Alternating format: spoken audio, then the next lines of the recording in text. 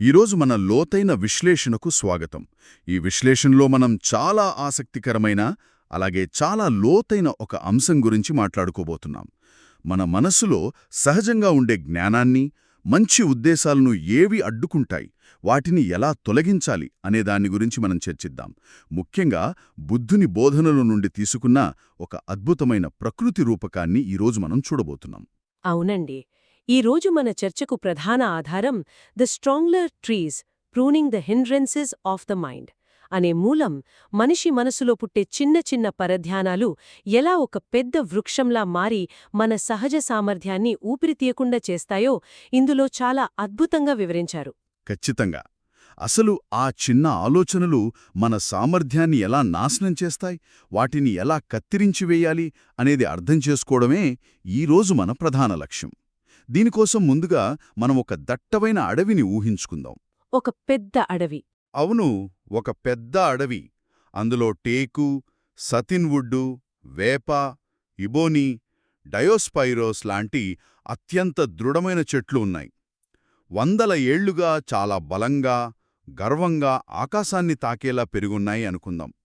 ఎంత పెద్ద తుఫానొచ్చినా ఆ చెట్లను ఏమీ చెయ్యలేదు అన్నంత దృఢంగా ఉంటాయి. నిజమే, ఆ చెట్లు చాలా బలాన్ని కూడగట్టుకుని ఉంటాయి. కానీ ఇక్కడే ఒక విచిత్రం జరుగుతుంది. ఆకాశం నుంచి ఒక చిన్న విత్తనం మెల్లగా గాలికి కొట్టుకొచ్చి ఆ పెద్ద చెట్టు కొమ్మల మధ్యలో పడుతోంది. ఇక్కడ్నుంచే ఒక భయంకరమైన కథ మొదలవుతుంది. ఈ విత్తనాలు ఎలాంటివో కొంచెం వివరిస్తారా? తప్పకుండా. ఈ విత్తనాలు ఆ అడవిలోని సాధారణ చెట్లకు సంబంధించినవి కావు. ఇవి పరాన్నజీవి చెట్ల విత్తనాలు. వీటినే స్ట్రాంగులర్ ఫిగ్స్ అని అంటారు. అశ్వత్థ, మర్రి, పరాన్నజీవి అత్తి, క్లస్టర్ ఫిగ్స్, హెయిరీ ఫిగ్, కపిత్థానా లాంటి చెట్లు ఈ కోవలోకొస్తాయి. ఈ విత్తనాల ప్రత్యేకత ఏంటంటే ఇవి నేలమీద పడి మొలకెత్తవు. నేలమీద కాకుండా నేరుగా చెట్టుమీదే మొలకెత్తుతాయా? అవును. పక్షుల ద్వారానో గాలి ద్వారానో వచ్చి ఆ దృఢమైన చెట్టు కొమ్మల మధ్య ఎక్కడో ఒక చిన్న సందులో పడతాయి. పడి అక్కడ నెమ్మదిగా మొలకెత్తుతాయి. మొదట్లో చూస్తే 2 చిన్న ఆకులతో చాలా అమాయకంగా కనిపిస్తుంది ఆ మొక్క. అంటే ఒక పెద్ద టేకు చెట్టు మీద ఎక్కడో ఒక చిన్న పచ్చని మొక్క మొలకెత్తితే ఆ పెద్ద చెట్టుకు ఎలాంటి ప్రమాదం ఉండదు అనిపిస్తుంది కదా చూసేవాళ్లకి. సరిగ్గా అక్కడే మనం మోసపోతాం. ఆ చిన్న మొక్క మెల్లగా, ఎవరికీ అనుమానం రాకుండా తన పని మొదలు పెడుతుంది. పైకి సూర్యరశ్మి కోసం ఆశ్రయమిచ్చిన పెద్ద చెట్టుతోనే పోటీపడుతూ కొమ్మలను విస్తరిస్తుంది. అదే సమయంలో కిందకి గాలిలో ఉండే తన మూలాలను అంటే వేళ్లను దించుతుంది. గాలిలోనే వేళ్లు కిందికొస్తాయా? అవును, గాలిలోనే పాముల్లాగా మెల్లగా కిందకి పాకుతూ వస్తాయి. ఆ దృఢమైన పెద్ద చెట్టు కాండం చుట్టూ అల్లుకుంటూ భూమివైపు ప్రయాణిస్తాయి ఆ వేళ్లు. వింటుంటేనే ఒక రకమైన భయం కలుగుతోంది. ఒక వలలాగా ఆ చెట్టును చుట్టేస్తుందనమాట. మరి ఆ వేళ్లు భూమిని తాకాక ఏమవుతుంది? ఆ మూలాలు ఒక్కసారి భూమిలోకి పాతుకుపోయాక వాటికి విపరీతమైన బలం వస్తుంది. నేలలోని నీటిని, పోషకాలను చాలా వేగంగా పీల్చుకోవడం మొదలుపెడతాయి. అప్పటివరకు సన్నగా ఉన్న ఆ తీగలు పెద్ద కలపలాగా లావుగా మారిపోతాయి. అంటే తనను మోస్తున్న చెట్టునే అవి నొక్కేయడం మొదలుపెడతాయి. ఖచ్చితంగా అదే జరుగుతుంది. ఆశ్రయమిచ్చిన చెట్టు కాండాన్ని అన్ని వైపుల్నించి గట్టిగా ఉక్కిరిబిక్కిరి చేస్తాయి. ఆ ఒత్తిడికి లోపల ఉన్న పెద్ద చెట్టు బెరడు దెబ్బతింటుంది. పైన చూస్తే ఈ పరాన్నజీవి చెట్టు ఆకులు ఒక పెద్ద గొడుగులా మారిపోయి సూర్యరశ్మిని పూర్తిగా అడ్డుకుంటాయి. ఆ పెద్ద చెట్టుకు గాలి వెలుతురు లేకుండా చేస్తాయన్నమాట. అంతేకాదు, నేలలో నీరు కూడా అందకుండా చేస్తాయి. నెమ్మదిగా ఆ దృఢమైన చెట్టును వంచి, చీల్చి దానికి ఊపిరాడకుండా చేసి పూర్తిగా నాశనం చేస్తాయి. చివరకు ఆ టేకు చెట్టు లేదా వేప చెట్టు లోపల కుళ్ళిపోయి చనిపోతుంది. దాని స్థానంలో బయట ఈ పరాన్నజీవి చెట్టు ఒక బోలు స్థలాన్ని కప్పుతూ నిలబడుతుంది. ప్రకృతిలో జరిగే ఇంత భయంకరమైన దృశ్యాన్ని మన మనసుతో అనుసంధానించటం నిజంగా బుద్ధుని బోధనలలోని గొప్పతనమని చెప్పాలి. ముఖ్యంగా ఒక భిక్షువు మనసుకు ఇది ఎలా వర్తిస్తుందో మనం మాట్లాడుకోవాలి. ఆ పెద్ద దృఢమైన చెట్టును భిక్షువు మనసనుకుంటే అందులో పడే ఆ పరాన్నజీవి విత్తనాలేమిటి? ఈ పోలిక చాలా లోతైనది. ఒక భిక్షువు మనస్సు స్వచ్ఛంగా, ప్రశాంతంగా ఉన్నప్పుడు అందులో ప్రవేశించే చిన్న చిన్న ఆలోచనలే ఈ విత్తనాలు. బుద్ధుని బోధనలలో వీటిని 5 ఆటంకాలు అని పిలుస్తారు. ఈ 5 ఆటంకాలే ఆ పరాన్నజీవి విత్తనాలు. ఆ 5 ఆటంకాలేమిటో కొంచెం వివరంగా చెప్తారా? తప్పకుండా. అందులో మొదటిది కామచ్ఛంద, అంటే ఇంద్రియ సుఖాల పట్ల కోరిక. రెండవది వ్యాపాద, అంటే ద్వేషం లేదా కోపం. మూడవది థీనామిద్ధ, ఇది బద్ధకం మరియు మందకొలితనానికి సంబంధించింది. నాల్గవది ఉద్ధచ్చ కుక్కుచ్చ, అంటే మనస్సు నిలకడగా లేకపోవడం, ఆందోళన చెందడం. ఇక ఐదవది విచికిచ్ఛ, అంటే అనుమానం, తన మార్గం పట్ల తనకే సందేహం కలగడం. అంటే ఒక భిక్షువు ప్రశాంతంగా ఉన్నప్పుడు ఒక చిన్న కోరిక కలగడం లేదా గతంలో జరిగిన దాని గురించి చిన్న కోపం రావటం అనేది ఆ అమాయకంగా కనిపించే పరాన్నజీవి మొక్క లాంటిదన్నమాట. సరిగ్గా చెప్పారు. ప్రారంభంలో ఆ ఆలోచనలు ఏమాత్రం ప్రమాదకరంగా అనిపించవు. సర్లే, ఇదొక చిన్న ఆలోచనే కదా అని వదిలేస్తే చాలు. ఆ చిన్న ఆలోచనలు సరైన సమయంలో అడ్డుకోకపోతే పెద్ద మానులా మారి జ్ఞానాన్ని పూర్తిగా స్తంభింపచేస్తాయి. ఒక చిన్న ఆలోచన భిక్షువు మనస్సులోని మంచి ఉద్దేశాలను ఊపిరితీయకుండా చేస్తుందంటే దానికి ఎంత బలముందో మనం అర్థం చేసుకోవచ్చు. అవును, ఆ పరాన్నజీవి చెట్టు వేళ్లు ఎలాగైతే నలుదిక్కుల నుండి బంధించేస్తాయో, ఈ 5 ఆటంకాలు కూడా మనస్సును అలాగే ఉక్కిరిబిక్కిరి చేస్తాయి. దీనికి సంబంధించి సుత్తనిపాతలో ఒక చాలా ముఖ్యమైన ప్రస్తావన ఉంది. ఆ సుత్తనిపాత ప్రస్తావన ఏమిటో వినాలనుంది. దయచేసి చెప్పండి. సుత్తనిపాతలోని 273 మరియు 74 శ్లోకాలలో ఇలా చెబుతారు: అత్యాశ, ద్వేషం మరియు భ్రమ ఇవి కోరిక అనే తేమ నుండి పుడతాయి. మర్రి చెట్టు ఆశ్రయమిచ్చిన చెట్టును ఆక్రమించినట్లుగా ఇవి మనిషిలో పెరుగుతాయి అని. ఇది చాలా శక్తివంతమైన కోట్. ఇందులో కోరిక అనే తేమ అనే పదం చాలా అద్భుతంగా ఉంది. ఒక విత్తనం పడగానే సరిపోదు, అది పెరగడానికి తేమ కావాలి. అలాగే మనస్సులో ఒక ఆలోచన రాగానే అది ప్రమాదకరం కాదు. దానికి మనం కోరిక అనే తేమను అందిస్తేనే అది వేళ్లు తన్నుకుపోతుంది. ఖచ్చితంగా. మనమొక ఆలోచన గురించి పదే పదే ఆలోచించటం, ఆ సుఖం కావాలని ఆరాటపడటం, లేదా ఆ కోపాన్ని మనస్సులోనే ఉంచుకుని రగిలిపోవటం, ఇవన్నీ ఆ పరాన్నజీవి వేళ్లకు నీరు పోయడమే. ఆ తేమ వల్లే అవి పెరుగుతాయి. మరి ఈ ఉక్కిరిబిక్కిరి చేసే పరిస్థితి నుంచి బయటపడే మార్గమేమిటి?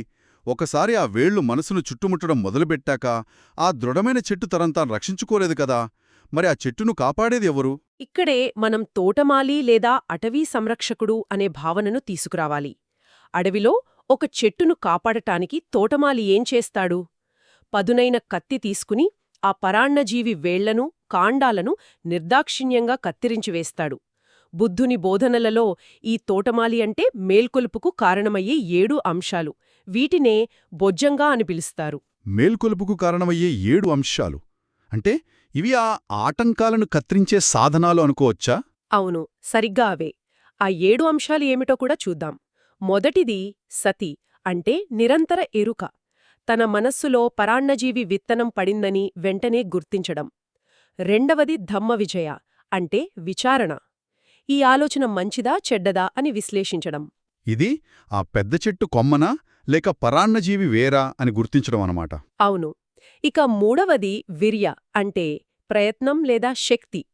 ఆ వేరును కత్తిరించడానికి అవసరమైన బలాన్ని కూడదీసుకోవడం. నాల్గవది పీథి, అంటే ఆనందం. ఆటంకాలను తొలగిస్తున్నప్పుడు కలిగే స్వచ్ఛమైన సంతోషం. ఐదవది పస్సద్ధి, అంటే ప్రశాంతత.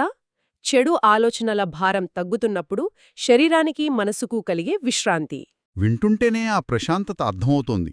మరి మిగిలిన 2 అంశాలేమిటి? ఆరవది సమాధి, అంటే ఏకాగ్రత. తోటమాలి కత్తిరించేటప్పుడు చూపే నిశితమైన శ్రద్ధ లాంటిది ఇది. ఇక 7వది ఉపేక్ష, అంటే సమచిత్తం. ఆటంకాలు తొలగిపోయిన తర్వాత మనసు ఎలాంటి ఒడిదుడుకు లేకుండా స్థిరంగా ఉండటము. చాలా అద్భుతంగా చెప్పారు. ఈ 7 అంశాలు అచ్చమొక తోటమాలి చేసే పనుల్లాగే ఉన్నాయి. గమనించడం, విశ్లేషించడం, కత్తిరించడం. అయితే నాకొక సందేహం. ఈ 7 అంశాలను మనసులో పెంపొందించుకోవడమంటే మనసులో మళ్ళీ కొత్తగా ఇంకో అల్లుకునే చెట్టును పెంచడం కాదుగదా? చాలా మంచి ప్రశ్న. ఇదే ఈ రెండింటికీ ఉన్న ప్రధానమైన తేడా. ఈ 7 అంశాలు మనసును అడ్డుకోవు. పరాన్నజీవి చెట్లలాగా ఇవి బంధించవు. పైగా అవి ఆటంకాలను వేళ్లతో సహా కత్తిరించి మనసును స్వేచ్ఛగా మారుస్తాయి. అంటే ఒక తోటమాలి కలుపు మొక్కలను తీసేసినట్లు ఇవి మనస్సును ఊపిరి పీల్చుకునేలా చేస్తాయన్నమాట. అవును. పరాన్నజీవి చెట్లు దానంతట అవే పెరుగుతాయి. కాని ఈ మేల్కొల్పు అంశాలను ఒక భిక్షువు ఉద్దేశపూర్వకంగా ఆచరించాలి. ఇక్కడ మనం చర్చించాల్సిన అత్యంత కీలకమైన అంతర్దృష్టి మరొకటుంది. ఈ మూలాలలో నన్ను బాగా ఆశ్చర్యపరిచిన విషయమిది. నేను కూడా అదే చెప్పబోతున్నాను. ఆ దృఢమైన చెట్టు ముందే అక్కడుంది. దాన్ని ఎవ్వరూ కొత్తగా నాటాల్సిన అవసరం లేదు. భిక్షువు మనసుకు ఈ ప్రకృతి దృశ్యం ఎంతద్భుతంగా సరిపోతుందో కదా. అవును, ఇదే ఇందులో ఉన్న అత్యంత లోతైన విషయం. ఒక భిక్షువు యొక్క ఆధ్యాత్మిక ప్రయాణంలో ఆ మంచి ఉద్దేశాలు, జ్ఞానం ముందే సహజంగా ఉంటాయి. ఆ టేకు చెట్టులా లేదా వేప చెట్టులా అవి ముందే బలంగా ఉంటాయి. కాని మనమేమనుకుంటామంటే మనసుకు కొత్తగా ఏదో నేర్పించాలి, కొత్త విషయాలను బయటనుంచి తెచ్చి జోడించాలి అనుకుంటాం. అది నిజంగా ఒక భ్రమ మాత్రమే కదా. కొత్త విషయాలను మనస్సుకు జోడించడం కంటే మన శక్తిని పీల్చేసే ఆ పరాళజీవి అలవాట్లను నిర్దాక్షిణ్యంగా కత్తిరించడమే అసలైన ఎదుగుదల. సరిగ్గా చెప్పారు. ఎప్పుడైతే ఆ మేల్కొలుపు అంశాలను వాడి ఆటంకాలను తొలగిస్తామో అప్పుడు ఆ సహజమైన జ్ఞానం మరింత బలంగా పెరుగుతుంది. పరాన్నజీవి వేళ్లు లేనప్పుడు ఆ చెట్టు ఇంకా స్వేచ్ఛగా ఆకాశం వైపు విస్తరిస్తుంది కదా. అవును, ఒక శిల్పి రాయికి కొత్తగా ఏమీ అంటించకుండా కేవలం పనికిరాని చెత్తను చెక్కితేస్తే లోపలున్న అద్భుతమైన శిల్పం బయటపడినట్లుగా మనలోని ఆటంకాలను తొలగిస్తే అసలైన సామర్థ్యం బయటపడుతుంది. అవును, ఒకటి సహజ సామర్థ్యాన్ని అడ్డుకునే ఆటంకమైతే మరొకటి ఆ ఆటంకాన్ని తొలగించే సాధనం. ఆటంకం తగ్గే కొద్దీ మనస్సు శక్తి పెరుగుతుంది. ఇది నిరంతరం కొనసాగాల్సిన ప్రక్రియ. ఇప్పటివరకు జరిగిన ఈ లోతైన విశ్లేషణను మనం ఒక్కసారి సంక్షిప్తీకరించి చూస్తే, అడవిలో దృఢమైన చెట్టుపై పడే పరాన్నజీవి విత్తనంలాగే మన మనస్సులో పుట్టే చిన్న చిన్న పరధ్యానాలు లేదా ఆ 5 ఆటంకాలు ఉంటాయని అర్థమవుతుంది. అవును, వాటికి కోరిక అనే తేమ తగిలితే అవి పెద్ద మానులా మారి మన మంచి ఉద్దేశాలను, జ్ఞానాన్ని ఊపిరితీయకుండా చేస్తాయి. ఆ భయంకరమైన పరిస్థితి రాకుండా ఉండాలంటే బుద్ధుని బోధనల ప్రకారం మేల్కొలుపు అనే 7 అంశాలను ఆయుధంగా వాడి ఆ పరాన్నజీవి ఆలోచనలను ఎప్పటికప్పుడు వేళ్లతో సహా కత్తిరించుకోవాలి. అప్పుడే మనలోని ఆ సహజమైన దృఢమైన చెట్టులాంటి జ్ఞానం పూర్తి సామర్థ్యంతో వికసిస్తుంది కదా. అవునండి. ఈ విశ్లేషణను ముగించే ముందు వినేవాళ్లకి ఒక ఆలోచనను వదిలివెళ్లాలి అనుకుంటున్నాను. మనం ఎప్పుడూ కొత్త విషయాలను నేర్చుకోవాలని, మనస్సుకు కొత్త జ్ఞానాన్ని జోడించాలని ఆరాటపడుతూ ఉంటాం. నిజమే, ఎప్పుడూ ఏదో కొత్తగా నేర్చుకోవాలనే తపన ఉంటుంది మనకి. కాని అసలు ఏది మనలోని శక్తిని లాగేసుకుంటోందో గమనించి ముందు ఆ ఆటంకాలను కత్తిరించడం మీద దృష్టి పెడితే ఎలా ఉంటుంది అని ఆలోచించాలి. మనం పెంచుతున్నది మన సహజ సామర్థ్యాన్నా లేక దాన్ని అడ్డుకునే పరాన్నజీవి ఆలోచనలనా అని ప్రతి ఒక్కరూ లోతుగా ప్రశ్నించుకోవాలి. ఇది నిజంగా ఆలోచనను రేకెత్తించే ప్రశ్న. మన శక్తిని ఏది పీల్చేస్తోందో గుర్తించడం చాలా ముఖ్యం. ఈ పరాన్నజీవి ఆలోచనను వదిలించుకుని మన సహజమైన జ్ఞానాన్ని కాపాడుకునే దిశగా ఈనాటి చర్చ అందరికీ ఉపయోగపడుతుందని ఆశిద్దాం. ఇది ఈ రోజుటి మన లోతైన విశ్లేషణ. మళ్ళీ కలుద్దాం.